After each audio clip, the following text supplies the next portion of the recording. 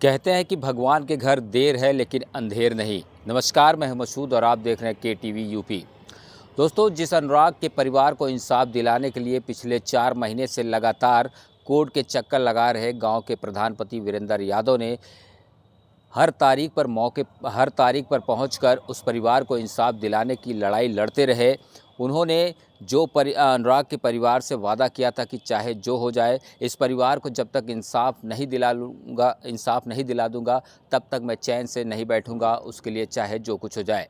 लेकिन इन सब के बीच में एक बड़ी घटना उनके साथ हो जाती है। दरअसल उन्हें जौनपुर पुलिस गिरफ्तार करके जेल भेज देती है। मामला तो कोर्ट का है, इसमें हम ज़्यादा कुछ कह नहीं सकते। लेकिन जब ये खबर अनुराग के परिवार को होती है, यानी कि अनुराग के पिता को जब लगती है, तो वो मायूस हो जाते हैं और रोने लगते हैं। उनका पूरा परिवार उदास हो जाता है। वो ये सोचता है कि अब हमारी लड़ाई लड़ने वाला कौन है, क्योंकि पिछले 4 महीने से मेरे बेटी की तरह जो प्रधानपति वीरेंद्र यादव लगा था, आज उसे तो पुलिस ने गिरफ्तार करके भेज दिया है। लेकिन अब देखने वाली बात यह है कि मेरी जो तारीख पड़ेगी उस पर कौन आएगा।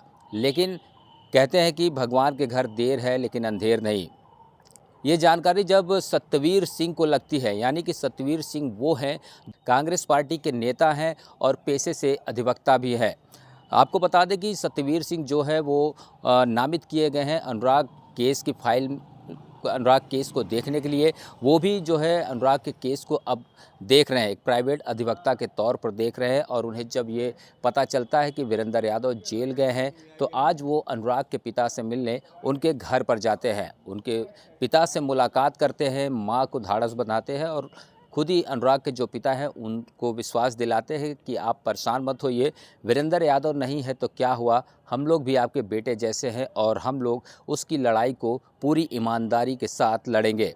आपको बता दें कि सतवीर सिंह जब पिता से मुलाकात करते हैं तो वो बोलते हैं कि आने वाली जो 19 तारीख है, हो सकता है वो तारीख आखिरी हो। उसके बाद जो है इस फाइल को बंद करके एक बड़ी कार्रवाई की प्रक्रिया शुरू की जाएगी।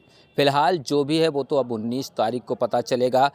सतवीर सिंह ने जब अनुराग के पिता से मुलाकात की तो उन्होंने नदीम जावेद से फ़ोन पर बात कराई। नदीम जावेद से बात करते हुए पिता भी रोने लगे। नदीम जावेद ने कहा कि आप परेशान मत होइए, आपके साथ पूरी कांग्रेस पार्टी है।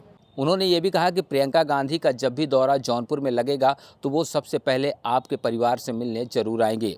फिलहाल सतवीर सिंह ने और क्या कुछ बातें की है, आइए आपको सुनाते हैं। भाई आज आप आए थे अनुराग के परिवार से, क्या कुछ बातें हुई और क्या कुछ आपने? देखिए, अनुराग यादव छोटा भाई की तरह था।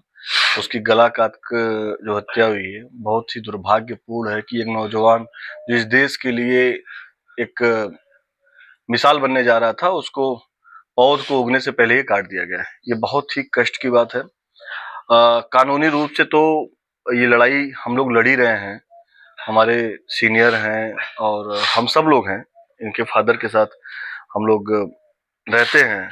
बहुत ही दुर्भाग्य की बात है और बहुत पीड़ा की बात है। मुझे आज मैं इस घर में आया हूँ और मतलब मुझे शब्द नहीं निकल रहा है मेरे कि मैं क्या बात करूँ, अल्फाजों की कमी है। निश्चित रूप से मैं एक राजनीतिक दल का भी सदस्य हूँ। मैं उत्तर प्रदेश कांग्रेस कमेटी का सचिव हूँ और मैं आज कांग्रेस का एक कार्यकर्ता बनके इस लड़ाई को लड़ने की बात आज इनसे करी है।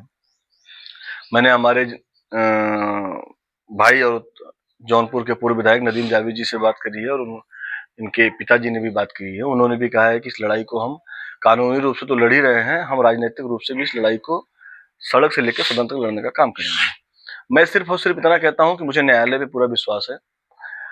इसकी जो मुकदमा जो चल रहा था, जो बंजर खाते पे बना हुआ मकान अभी मुंह चिढ़ा रहा है सामने, मैं देख भी रहा हूँ उसको। थोड़ा लेट तो हुआ है उसमें, ईश्वर के घर में देर है अंधेर नहीं। तहसीलदार साहब का मुकदमा चल रहा है, मुकदमा में जिरह हो गया है, सबूत पेश हो गए हैं। सबूत पेश बड़ी मुश्किल से, चूंकि क्या होता है कि जो विपक्ष का अधिवक्ता होता है वो अपनी बात को मजबूती के साथ रखता है, तो कुछ चीजें थी उसमें, लेकिन हम सब लोगों ने उसको फेस किया और उसको हम लोगों ने लाइन पे ला दिया है। 19 तारीख को उसमें बहस है और मुझे पूरा विश्वास है कि 19 तारीख को हम लोग उसमें बहस करेंगे और कानूनी रूप से उस जो बंजर खाते की जमीन है उसको गिरना चाहिए, वो गिरेगा भी निश्चित रूप से वो गिरेगा, क्योंकि हमें कानून पे, न्यायिक व्यवस्था पे, न्यायालय पे पूरा विश्वास है। और थोड़ा विश्वास कम हमें इसलिए होता है क्योंकि जो हालात चल रहे हैं देश में और प्रदेश में, आए दिन हत्या, लूट, बलात्कार, छीनती, डकैती हो रही है, आए दिन हो रही है। ये अनुराग यादव की जो हत्या हुई थी, उसी के बाद एक हत्या भी हुई है नाटे यादव की, सेम प्रोसेस में हुई है। अगर इस वाले मामले में कार्रवाई हो गई होती, वो मकान गिर गया होता, तो अपराधियों के मन में एक डर पैदा हुआ होता कि अगर हम इस तरह का कृत्य करेंगे तो हमारे साथ भी ऐसा हो सकता है।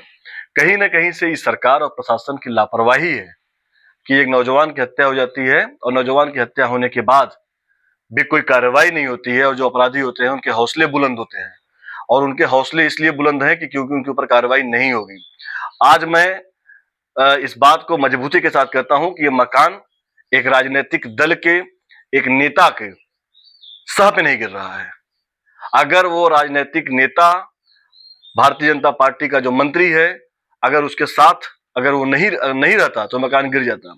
आज मैं इस घर में आया हूं और मुझे बताया गया, अगर वो उसमें इन्वॉल्व है और मंत्री जी की वजह से मकान नहीं गिर रहा है, तो मंत्री जी का घेराव भी कांग्रेस पार्टी मजबूती के साथ करेगी, और मैं खुद उसमें सबसे पहले आगे खड़ा होकर और इस बात का विरोध करूंगा कि आपके सह पर एक पिता को न्याय नहीं मिल रहा है। वो मकान गिरना चाहिए, और इस मकान को गिरा के इस बात का संदेश उन अपराधियों को देना चाहिए कि देखो, तुम अगर इस तरह के कृत्य करोगे तो तुम्हें बख्शा नहीं जाएगा, कानून तुम्हें बख्शेगा नहीं। सत्ता तुम्हें बख्श सकती है, लेकिन न्यायपालिका तुम्हें बिल्कुल नहीं बख्शेगी। और न्यायपालिका में जब तक हमारे जैसे लोग हैं, हमारे जैसे अधिवक्ता हैं, हमारे जैसे लोग लड़ने वाले लोग हैं, निश्चित रूप से उन्हें शिकस्त देंगे और इस मकान को गिरवा के दम रखेंगे। बतौर अधिवक्ता आपको क्या लगता है, क्योंकि आप लोग भी तारीख देख रहे हैं लगातार जो है, और जब से आप लोग की एंट्री हुई है तब से कुछ ना कुछ जो है तारीख पे सुनवाई होती है, बहस होती है, इस बार क्या लगता है 19 नहीं, निश्चित रूप से जब से हमारे हम जैसे अधिवक्ता इसमें इन्वॉल्व हुए हैं, और ये हमारा सिर्फ सत्यवीर सिंह बात करेगा तो बात ठीक नहीं है। मैं आपको इस चीज बताना चाहता हूं कि पूरा कलेक्ट्रेट और पूरा अधिवक्ता समाज सिर्फ एक अधिवक्ता को छोड़ के, जो उसका अधिवक्ता है, वो यह चाहता है, और ये लोग उसको जानते भी होंगे कि जब ये लोग न्यायालय में जाते हैं तो सारे अधिवक्ता एक सुर में कहते हैं कि पहले अनुराग यादव कबरुद्दीन पुलाव मुकदमा सुन लीजिए, उसके बाद आप कोई मुकदमा सुनिएगा।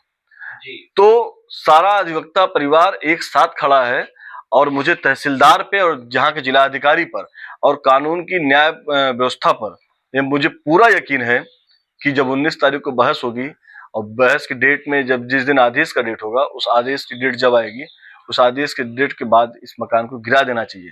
और मैं फिर निवेदन करता हूं, मैं इस देश के प्रधानमंत्री नरेंद्र मोदी से भी और मुख्यमंत्री योगी आदित्यनाथ से भी कहता हूं कि जीरो टॉलरेंस की बात करते हो तो जीरो टॉलरेंस पे एक नौजवान बच्चे की हत्या हो जाती है, निर्मम हत्या होती है, तो आपका जीरो टॉलरेंस कहाँ जाता है?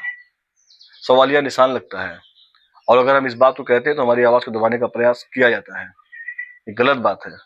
कल मैं अनुराग यादव वाले मुकदमे में मामले में मैं योगी से मिलना भी चाहता था, लेकिन पुलिस के दम पे रोका जा गया। तो कब तक रोकोगे? ये जनता जनार्दन है, एक न दिन आपको हटा देगी, और आपके साथ भी ऐसा हो सकता है। इसलिए मैं आपसे निवेदन करता हूं कि उस नौजवान को न्याय दीजिए, उसकी लड़ाई लड़िए, और एक संदेश दीजिए, एक नजीर पेश करिए, जिससे कोई आपराधिक घटना, अनुराग जैसी घटना दोबारा न होने पाए। जीरो टॉलरेंस की भी आपने बात की, यहाँ के जो सिटिंग विधायक हैं जफराबाद, उन्होंने इसको लेकर के एक बयान भी दिया था हाल ही में कि जीरो टॉलरेंस में ये सब बात नहीं है, ये जो है आवेश में ऐसी घटनाएं हो जाती हैं, इसको जीरो टॉलरेंस से नहीं जोड़ा जा सकता। अब मैं उनसे सवाल करता हूं कि अपराध के कितने प्रकार के होते हैं, और कानून में उन अपराधों का कहाँ जिक्र किया गया है, वो विधायक जी इस बात को बता दें। यहाँ के जो सिटिंग एमएलए हैं, वो कई बार से एमएलए हैं, और बहुत ही मुझे लगता है कि सीनियर एमएलए हैं। तो अगर वो इस तरह की बात कर रहे हैं तो बहुत ही निंदनीय है, इस तरह की बात उन्हें नहीं करनी चाहिए। हत्या भी कई प्रकार की होती है क्या? अब सरकार की चाटुकारिता बंद करिए। चाटुकारिता से प्रदेश नहीं चलेगा। चाटुकारिता करके आप सत्ता में बने रह सकते हैं, लेकिन चाटुकारिता करके एक नौजवान की हत्या करा के आप राजनीतिक सियासत खेलना है, ये गलत बात है। मैं और मेरी पार्टी इसका घोर निंदा करती है, और इस तरह के अगर बयान वो देते हैं तो ऐसे व्यक्ति को ऐसा बयान शोभा नहीं देता है।